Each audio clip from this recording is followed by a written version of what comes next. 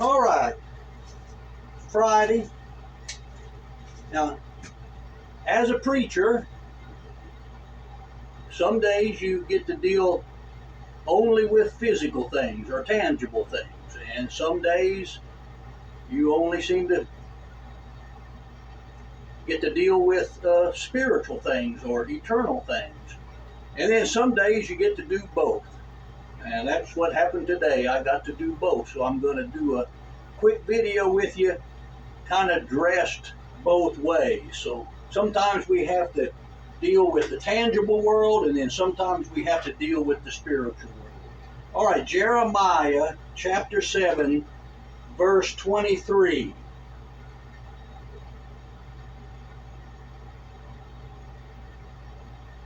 Obey my voice, and I will be your God, and you will be my people.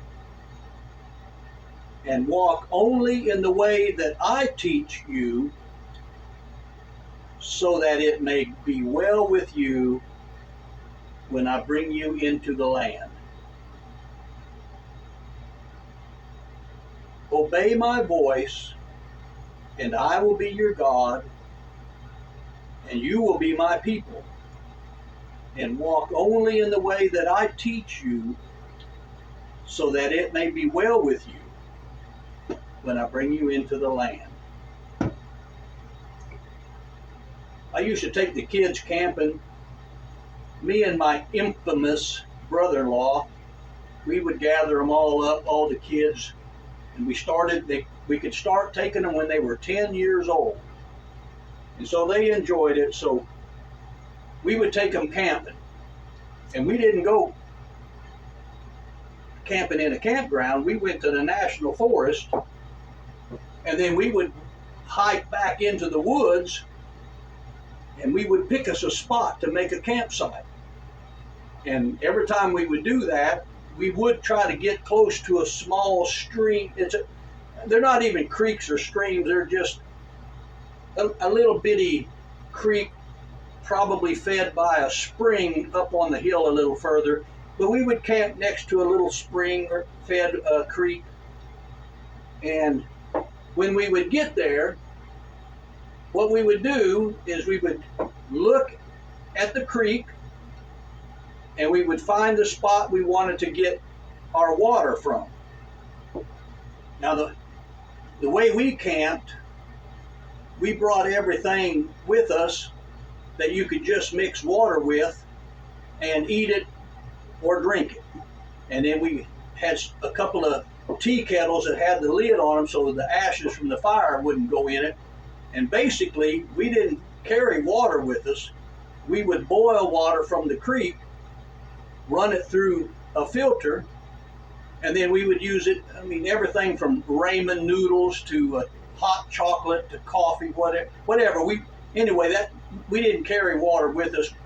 We cleaned our water, and then we filtered it, and we used the water out of the creeks. Now you may ask what this is for.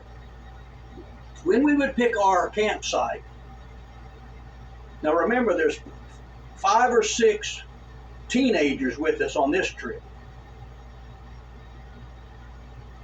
We would look at the little creek, and we would pick the spot we were going to get our water from. Now here's how you pick your spot to get your water. In the creek, there will be places where it's running fast. Then there'll be a little pool, and the water will slow down, and then it'll run over the end of the pool and start running fast again. Well, you want to get your water right below the pool, because as the water is running, it's picking up sediment and things. But when it gets to the pool, the water slows down, and all the sediment falls out of that water. And as it comes out of the end of the pool, that's the cleanest water. So we would pick the pool we wanted, and right below that pool, we would put one of these. Then we would have the kids go up the creek until they found 5 more pools.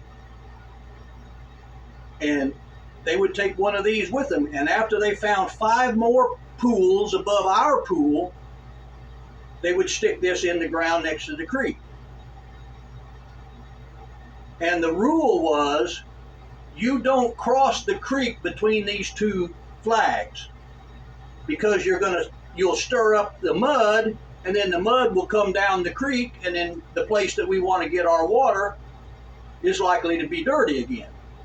But now after you go up above 5 more pools, you can cross the creek, and if you step in it, the mud you stir up will eventually settle in those 5 pools, and when you get back to where you're going to get your water, it will be clean again.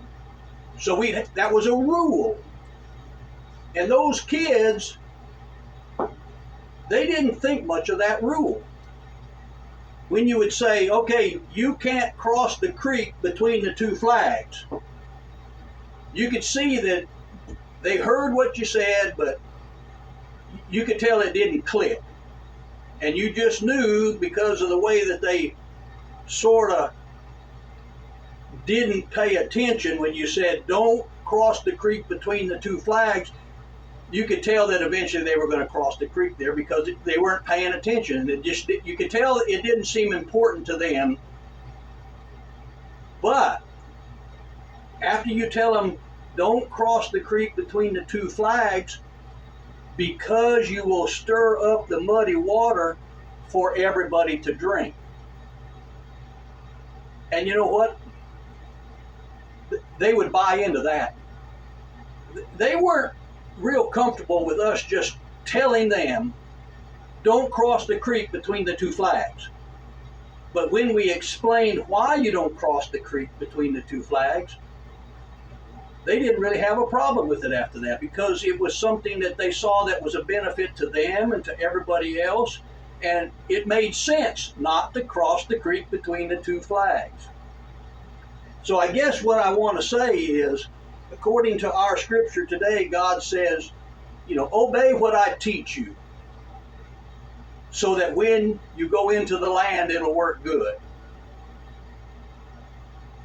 In a way, we were saying to those teenagers that were with us, all of our teenage kids and kids, obey what I teach you so we can have clean water to drink. I'll see you in church Sunday.